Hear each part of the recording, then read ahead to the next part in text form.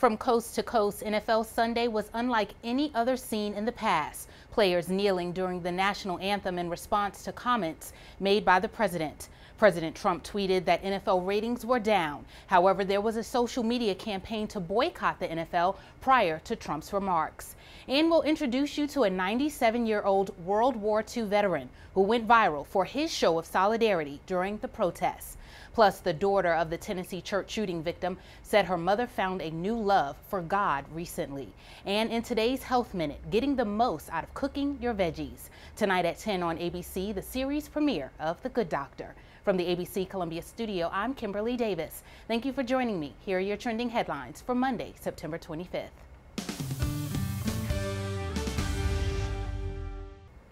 Millions of fans taking to social media the hashtags Take a Knee or Take the Knee sparked 3.8 million tweets over the weekend. Some of those supporting the protests, others against it. ABC's Gio Benitez is in Maryland outside the Redskins Stadium with the latest. On Sunday Night Football, the Washington Redskins starting the game with arms linked, some kneeling during the national anthem. The Oakland Raiders sitting down. We went into the Redskins locker room where it seemed players were talking more about what it means to be an American than their winning game. What message do you have for the president? Help make things right. It's not acceptable and not tolerated. From coast to coast, even in London, players sending that message to the president from the football field, linking arms like Patriots quarterback Tom Brady, hundreds kneeling, some raising fists like Giants receiver Odell Beckham Jr. after scoring a touchdown. The players putting on an unprecedented display of solidarity for their league, blasted this weekend by President Trump for allowing them to kneel in protest of racial injustice. It is kind of a surreal scene because both the Tennessee Titans and the Seattle Seahawks refusing to leave their locker rooms during the national anthem. The Pittsburgh Steelers also absent from the sideline during the anthem, all except one, former Army Ranger Alejandro Villanueva. The firestorm beginning Friday with Trump speaking at a rally in Alabama. Wouldn't you love to see one of these NFL owners, when somebody disrespects our flag, to say, get that son of a off the field right now, out, he's fired. He's fired! And doubling down in a series of tweets Sunday, writing, standing with locked arms is good, kneeling is not acceptable. NFL attendance and ratings are way down. Boring games, yes, but many stay away because they love our country. I got a daughter. She's going to have to live in this world. You know what I'm saying? And I'm going to do whatever I got to do to make sure, you know, she can look at her dad and be like, hey, you did something, you tried to make a change, you feel me? Trump defending his remarks Sunday. This has nothing to do with race or anything else. This has to do with respect for our country. His son Donald Jr. going after the NFL commissioner, tweeting, if only Roger Goodell cared as much about domestic abuse and traumatic brain injury as he does about disrespecting America. And based on the anger and disappointment we saw in the locker room last night, don't expect this to end anytime soon. The next game so many will be watching is tonight between the Cowboys and the Cardinals. We're hearing from the daughter of a woman killed in Sunday's shooting at a Tennessee church. 39-year-old Melanie Smith was gunned down as she was walking to her car outside the Burnett Chapel Church of Christ in Antioch.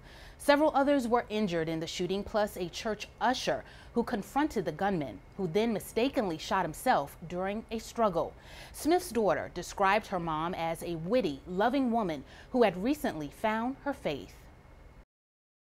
She found a new love for God recently, and she said, Brianna, I want to get saved again, because she felt stronger in the faith than before. And I was so proud of her. I saw the changes she was going through. She was finding her joy again after a minute of not having it. The suspect, 25-year-old Emmanuel Sampson, is charged with felony homicide and will appear in court on Wednesday. Police say Sampson is a Sudanese national with legal U.S. residency. A motive for the shootings has not been determined. Church members say Sampson attended the church 1 to 2 years ago, but had not been seen in some time. Eating your veggies is a good start to a healthy lifestyle, but how you cook them can determine their true benefit. In today's Health Minute, Mary Maloney tells you how to get the most out of cooking your vegetables. Preparing vegetables rather than eating them raw can maximize their health benefits. The process of cooking breaks down tough outer layers and cell structures on many vegetables, making it easier for your body to absorb the nutrients. So, what are some of the best ways to prepare veggies? Steam, don't boil. Steaming is a great way to prepare vegetables because it keeps cooking time, temperature, and amount of liquid to a minimum. Boiling vegetables causes water-soluble vitamins to leach into the water, effectively wasting them. When in doubt, microwave. Microwaving uses little to no water and heats veggies quickly from within, preserving nutrients like vitamin C. An exception to this rule is cauliflower. Microwaving cauliflower causes a high loss of nutrients, according to a 2009 study. Sauté, don't fry. During deep fat frying, fat penetrates the food and dehydrates the vegetables. Sautéing maximizes flavor. And another study shows that sautéing with olive oil increases absorption of phytonutrients like phenols and carotenes.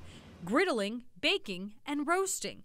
Contrary to grilling, griddling uses a pan with raised edges and is normally done on the stove or in the oven. Veggies griddled with a tiny bit of olive oil can develop intense flavor and be quite healthy. Baking and roasting are hit or miss health-wise and depend on the vegetable. For today's Health Minute, I'm Mary Maloney. Meet John Medelmus. His grandson, Brennan Gilmore, posted a picture on Twitter Sunday morning of him kneeling in solidarity and a show of support to the national anthem protests.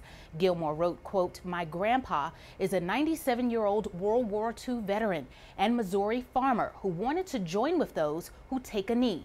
Those kids have every right to protest." Stay up to date with breaking news, weather alerts, traffic updates, sports, and more when you download the ABC Columbia mobile app. I'm Kimberlei Davis. Have a great Monday, and thanks for watching. I met him when he was 14 years old. He was, and he still is, an extraordinary young man. Yes, he has genius-level skills. He sees things, analyzes things in ways that we can't begin to understand. Yes, he has autism. From the creator of House. You saved his life. Who are you? I'm Dr. Sean Murphy. The Good Doctor premieres tonight after Dancing with the Stars on ABC.